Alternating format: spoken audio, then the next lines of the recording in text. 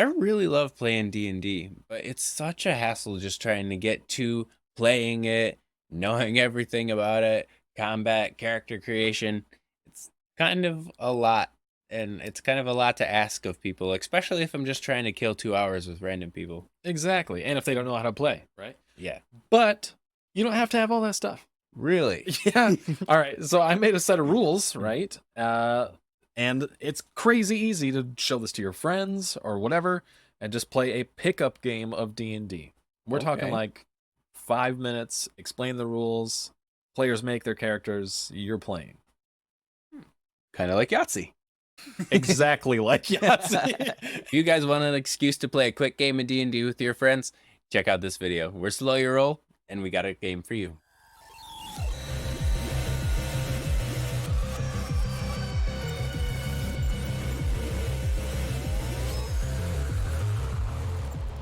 So basically, I'm going to explain the rules to you and to Alex all at the same time. Yeah. And then we'll have future videos where we do play testing of it too. And we'll see how it goes. Exactly. I'm excited to hear. So all player characters are going to have somewhere between 1 and 10 HP. I kind of recommend that if it's like 1 player or 2 players, maybe you go a little less than 10 HP, but on the higher end. And if you've got a full table of 4 to 6 people, maybe look at like 3 to 5 HP or less. If you want a little bit more fast, intense game, right? So it's definitely going to be like small damage numbers then. Yes. And we'll definitely get to that too. So For sure. makes combat, the whole thing, combat crunch, getting rid of it. It's going to be easy. So, but for insight on like the HP for characters, or whatever, monsters, this is for the DMs, monsters are going to be largely scaled based on the total hit point pool of the player characters. Okay. So if you've got 2 players playing, they both have 5 HP. Player character's pool of hit points is 10 HP, right? Okay. When you're making monsters, the monsters, if you want them to be kind of a medium, hardish encounter, have them have the same exact pool of HP. Or you could make them an easier encounter with less HP, or get really tough with it, double their HP, and you'll probably TPK your party. So careful with that. Okay. But anyway. So like if there's 1 big monster, that monster has 10 HP, but if there's 2 little monsters, each monster has 5? Exactly. Yep. Kind of just split the pool evenly between the monsters the same way that it is between the players, kind of thing. Okay. Exactly. So, character creation, right? You got 3 stats. All right. We're ditching the 6 that D&D has. 3 stats. You got physical, mental, and fate. Fate. Yeah, fate. Okay. Right? So that's basically everything that's not going to be covered under physical or mental. And you'll kind of see how you can build characters based around that here in a second, too. Like a luck stat? Very similar to a luck stat. Is it Dungeon Crawl Classics that has... Okay, yeah. So it's super similar. I chose fate because it'll kind of go into like the character concept idea. So... Okay. Yeah, so we'll get to that too. But so the players, when you make your character, between these 3 stats, you have a -3, a 0, and a +3. You can apply to any of the 3 stats however you'd like. Sounds good. Even simpler than that, there's no classes, nothing like that, okay?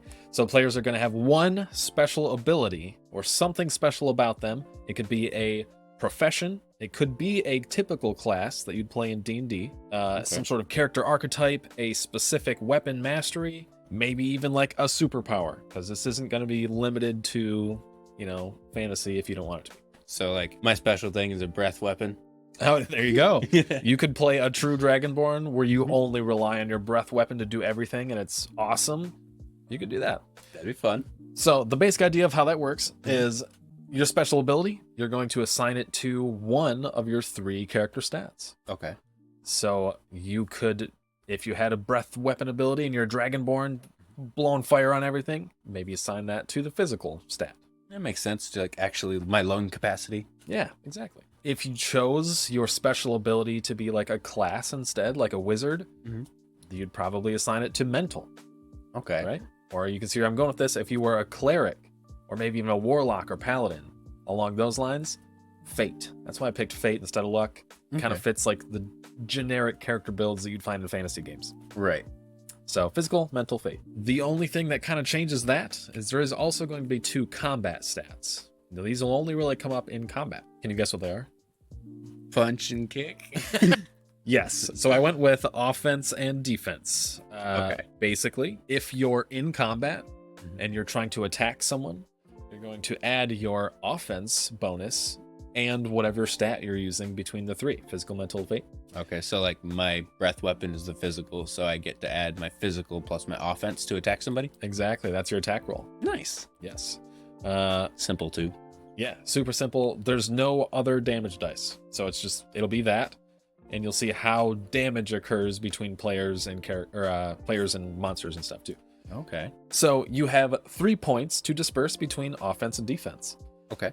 You can, if you get kind of risky or min-maxy, you can go negative 2 points in either of those to bring your total pool up to 5. So you could go all offense, no defense, bring your defense down to a -2 and your offense all the way up to a 5. So then you're not very defensive. That's a true glass cannon you're making right there. Right. And you pretty much never miss. Exactly. Hopefully.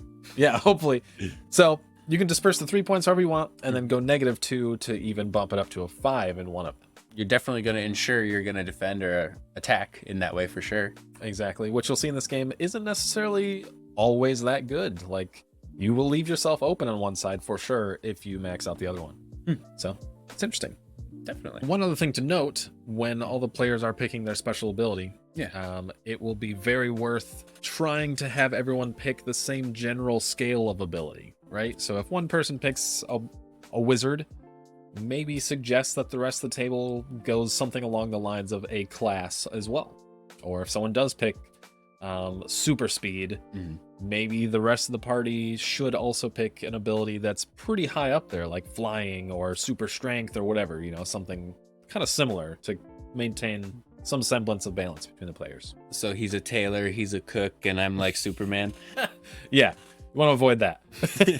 But if it happens, you could probably get away with it. It'd just be kind of crazy. This is built to be a D20 system also. So every roll is going to be made with a D20, and then you'll add some modifiers depending on whatever you're doing. You mean I don't have to roll 88 D6s and then add it all together? You don't have to, no. And in fact, you're going to see how not doing that, it is insane how fast and not crunchy combat's going to be. And it'll make you feel like you're immersed in it a lot more too. So some people might end up preferring a incredibly rules light version, instead of what they're used to for D&D perhaps. Okay. I think that's a lot of the appeal to like old school roleplay too. Yes, for sure. So combat's starting then. How do I decide who gets to go first? Well, another good thing with this system, you can kind of just have the GM decide whatever they want to, as long as every entity in the combat encounter takes a turn once in a round. So I guess initiative isn't necessarily as important.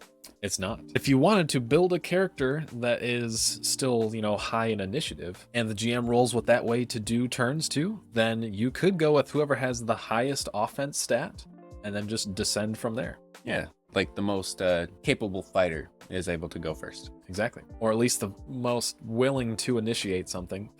Right. Something like that.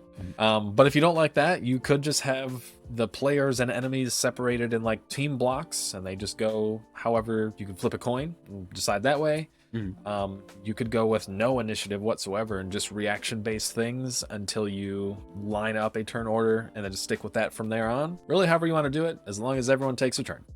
Okay. So anyway, now that you've built your characters, let's get into exactly how leaving yourself low on offense or defense might be an issue. In this combat system, there's no armor classes. Everything's contested rolls, which is pretty chaotic and awesome. Right. Because you can hit a monster once and roll really high the next time, but the monster still rolls higher. Their armor class doesn't really matter. So everyone really is going to be rolling as many dice as Yahtzee. Absolutely. Yep. Exactly. It's going to be Yahtzee all over the place. So when you're attacking and defending, whatever. So let's say a player may attack, or really anything else they can think of doing on their turn. Sure. If they attack another monster, let's say a player attacks a monster, they would roll. They would add their offense and their primary stat they're using, which is most of the time going to be their special ability stat. Right. If players are, smart.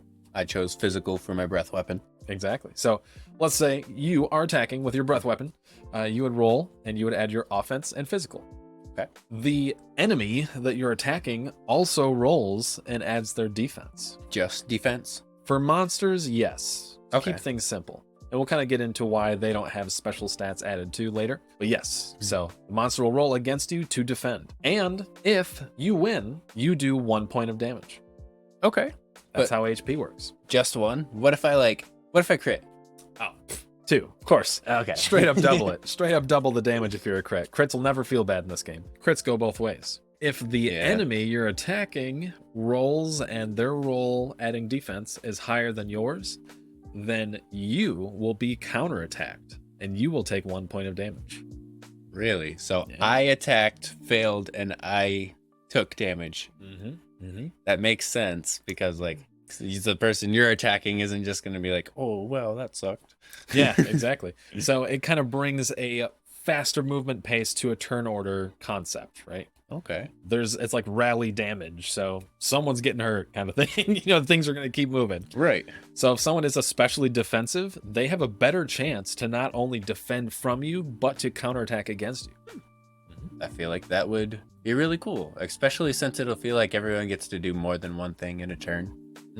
Exactly. Speaking of doing more than one thing in a turn, generally speaking, movement isn't really even something you consider in this game. It's just like, if it's not completely ridiculous that you would, reach someone in your turn, then you can just do it. And it's part of the thing. And then whatever you do is the one thing you do. So you basically are going to make one roll every turn, and then it goes to the next person. So kind of like theater of the mind stuff. Very theater of the mind heavy. You could do it with a map, but you wouldn't really even need the grid or blanks or anything like that. Be super fast paced. Don't even really consider movement unless, like I said, unless it's like impossible for someone to reach someone, then it might be an issue. Okay. And that's really just up to the DM and kind of like story narrative. Yeah, exactly. So my physical stats pretty jacked, but like what if somebody was going to use like mental or fate to be able to attack with? Like, I guess a mental power would be a wizard, but like how's somebody going to attack with fate? Right. So let's say that, again, you have your classic cleric build, right? All their powers are technically divine powers. They don't have them because they're super smart or because they're super strong. So all of their powers are from their deity. So their special ability stat would be fate. And it works the same way, though. So if they're attacking using fate, they're going to roll offense and add fate. So it kind of works the same for every character. So it'd be a bad idea for you to attack as your Dragonborn character trying to use your -3 stat. Okay, true. Because then you'd be rolling like your offense and your -3 stat. The good news is naturally players aren't going to do this. Naturally players are going to be like, I want to do the awesome thing that my character's built to do.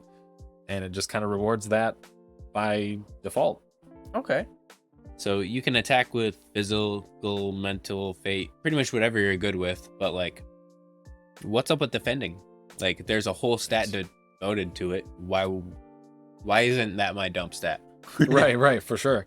So let's say your team block turn set is over. All the players are done taking turns, and it's time for you to get whooped down a little bit. Okay. Okay. So the way that's going to work is the DM will run the monsters kind of the same way, but a little bit different. So earlier I mentioned that when the monsters defend, they only roll with their defense stat. They don't add anything else. Yeah. Monsters are meant to be super easy. So they'll have 2 stats. Okay. Attack and defense. So like super easy for the DM. Exactly. This way the DM doesn't have to think hard about all the stats, and if they're good at perception, are they going to see the player hiding? It's all whatever. So basically every monster can be run as simple as anything they try to do other than attack or defend is just a straight D20 roll, and it's left up to fate. Okay. See how it goes. Again, this will bring a lot more chaotic results, which is kind of fun. But if the monster does try to attack a player, at that point, the monster will add their offense stat to their roll, and the player will have to contest that roll with a defense by adding their defense and their special ability.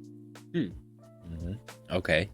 So if your defense is -2, but your physical is +3, then you still have 1 to add to your roll at least, but it's not much compared to the enemies. Could be +6 to their roll. Right. Hello. I think he'll be good there. Yep, I'll just have him. So I maxed out. You were saying? Yeah. So I maxed out my offense. So my defense is pretty lacking. At the very least, it's -2, right? Yep. And I'd be able to add my +3 for my something special. So it's just a defensive 1. Yep. Okay. So I'm not left like in the middle of the ocean without a paddle. Exactly. And the main reason why I thought it was a good idea to add the special ability stat still is because the vast majority of the time, if you're an adventurer, you're going to be doing all of the things that you're capable of doing in whatever situation you're in. Like just by default, that's like how it works, you know? You got a paladin, right? Their special ability stat is physical. They got a big old shield. When they're trying to defend, plant the shield down. They're using their physical stuff to defend. Whereas narratively, a wizard might throw up a shield of some sort, like a shield spell even, for their defense using mental instead, right?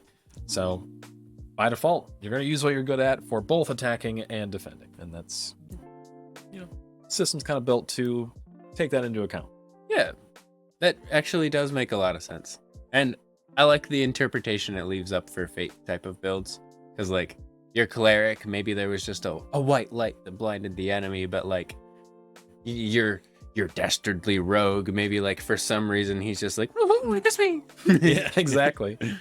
Attacking sounds pretty simple, but how would I, like, try to, I don't know, trip somebody, like, blind them with the flare, like, anything else? Right, fair enough. Yeah, there's going to be times that happens. So let's say you are trying to do exactly that. Let's say that instead of an attack, you're simply trying to trip someone. Okay. Not even necessarily looking to do damage. You're just like, I'm just going to trip this guy and help out my teammates or whatever, right? Yeah. So basically, if you're doing something that isn't a straightforward attack, you're going to roll your d20. Like with everything else in the game, keep it simple. Always roll a d20. And then you're going to add whatever the most appropriate stat is. So I'd say if a trip, you're probably still going to roll physical, just not add the offense bonus too. And the monster at this point, instead of defending, since you're not attacking directly, they're just going to roll a straight d20. If it's pretty straightforward. Right. If the person running the game, what were you going to say? Oh, I was just going to say, so it's another contested roll? It is another contested roll. And there are times where you won't have contests either, which we'll get to after this. Okay. If the DM wanted to, when they're rolling for the monster to contest this trip, they could estimate what the monster would be good at in the same way that the player stats are. So if they're like, well, it's... If I tried to trip the spider, I'd probably be pretty dumb. Right. So if you try to trip the spider and be like, man, you're trying to trip a spider, I might give them a +3 to their physical roll to contest you, right? Yeah. But GMs don't have to do that. You can just roll straight d20 and not have to worry about any of the stats or anything too. Either way it works. So like the +3 to anything could be if you reasonably think they have advantage. Exactly. Or let's say you are trying to trip someone that's really smart but not physical and they're hopping on a pogo stick. I, as the GM, might give them a -3 to their roll. It should be kind of easy to trip them, you know? Right. Yeah, narratively, if it makes sense, just do it. Yeah. But again, you could just roll straight roll too and it'd be fine. Okay. So I guess a contested action where I affect another person would technically be like me trying to give them a status effect in a way. Exactly. So any status effect is a contested roll too? Yeah, so another simple thing with this, we're going to keep the game very simple and kind of just avoid status effects in general. But what it would look like instead is awarding advantage and disadvantage and things related to that instead. So let's say you did trip him. I would say that maybe you could choose, I want them, the pogo sticking dummy, or smart person, I want them to have disadvantage on the next thing they do because they're tripped. Okay. And then it's done. All right, sounds great. Next thing they do has disadvantage. So disadvantage being -3? Actually disadvantage. Oh, okay. Yeah, actually, yep. So in the same way that D&D works, disadvantage, of course, is 2 d20s, and you pick the lower of the two. Nice. So, yeah. Or we could do the opposite and say you were doing that to support the next teammate. Then the next teammate is doing something to attack them or whatever else would have advantage against them. So like bardic inspiration. Exactly. Okay. So it's like a super easy way to give a very big leg up to another player, since every roll is a contested roll and there's damage done either way. You're not only ensuring that your friend does damage, but also ensuring that they take less damage. Makes sense. Yeah. It rewards creative thinking and team-based play and stuff. So. Yeah, and technically the healer would probably want to be more helpful or something like that, where it's like, he doesn't have a big attack stat, so why is he attacking? Exactly. Let's actually get right into that. Okay. So, you brought up the example of a healer. Perfect example. There is going to be times where there are roles that aren't contested roles, even in combat. A lot of these, and most of these roles would take place out of combat. But let's say there is a healer, and all they want to do instead of attack, because like you said, maybe they're really defensive, but their attack's terrible, so they don't really want to waste a roll attacking someone, especially if they could heal instead. Let's say they run up to a player and try to heal them. Obviously, you're not going to have a contest between them and another player. Like, that seems kind of silly. Yeah. Especially since the other player would want to fail that contest. Literally. So for these situations, instead of having a contest of any kind, maybe we'll just have a DC right there just set by the GM. So the goal is just set by the GM. And I'd say for things like healing specifically, it might just be an average, like maybe it's a 10. DC's 10, and that'd be kind of the average. Like that's like a 50-50 chance, and a little bit better if the player is doing something where they're adding their special ability too. Right. Which would happen with healing, I'd say. So let's say there's a cleric trying to heal a friendly. They would roll a d20, add their fate stat, probably. Whatever their special ability stat is, most likely fate. So they've got a d20 plus 3 at that point, which should most of the time beat the DC of 10. But sometimes it won't, and then maybe they won't get the heal off. Okay. Which is kind of fun to describe narratively. For whatever reason, that doesn't work out. So more often than not, it's probably going to work, but like, it's not as big of numbers for attacking. Exactly. So like, since the DM sets the DC for a heal, more or less, what if like the first heal was relatively easy, but like their last hit points like a DC 15? Ooh, that would make it very dramatic and give it stakes, and that's a pretty awesome idea. Also, as of right now, I think that this game would be most fun played and keep it streamlined and everything else if when a player runs out of hit points, they die. There's no like in between. It's just like, oh man, you're dead. Because most of the time it's going to be like one shots and pickup games that you're playing anyway. Yes. Kind of like the Professor Dungeon Masters game. I can't remember. It's like Skull and Bones or Shadow Dark or something like that. Yeah. Yep. Deathbringer, I think. Oh yeah, it might be named after. Yeah, that makes sense. Actual Deathbringer. Right. I'm sure as another option, you could do like a negative hit point situation and then that be their threshold. So like maybe they can get to -2 or -3 and then they outright die. And like they can't, I don't know, maybe they can't take actions while they're under 0, or they can't roll any offense or defense specifically, but they can take other actions. Might be interesting. But I mean, this is a pickup game. We're not looking for Leroy Jenkins to have a long lineage here. That's very true. So yeah, I would just say if your player hits 0 HP, that they're dead. Or at least out for the combat encounter. Maybe they can be helped after or something like that. Yeah, that makes sense too. Because like a cleric would probably be able to resurrect them depending on what level of play you're at. Right, exactly. Well, more or less, that is the game. Those are the rules of the game. It would be super fun to record some playtest stuff of this game to give people an idea of how it works and how it looks a little bit. Okay. I feel like I already know how to play. Right, that's what I'm saying. If you guys want to look back on any of this stuff, I'm going to try to actually leave the full rules kind of typed out in a way that's streamlined and easy to read and easy to understand in the description also. If you need to like reflect on that, feel free. And if you try the game out, let us know how it goes. Right. I'm really excited to see how the terrible ways are that the game could be completely broken. But I think for the most part, it should work pretty well for reasonable players and, you know, game masters. So we'll see though. I'll break it soon. And for crying out loud, Alex, take it away. Talked so much. Thanks so much for watching, everybody. We're here at Slow Your Roll, Alex and Cody. If you guys like that, make sure to like, comment, or subscribe, and check the link in the description for our merch. But otherwise, guys, we'll see you later. Bye.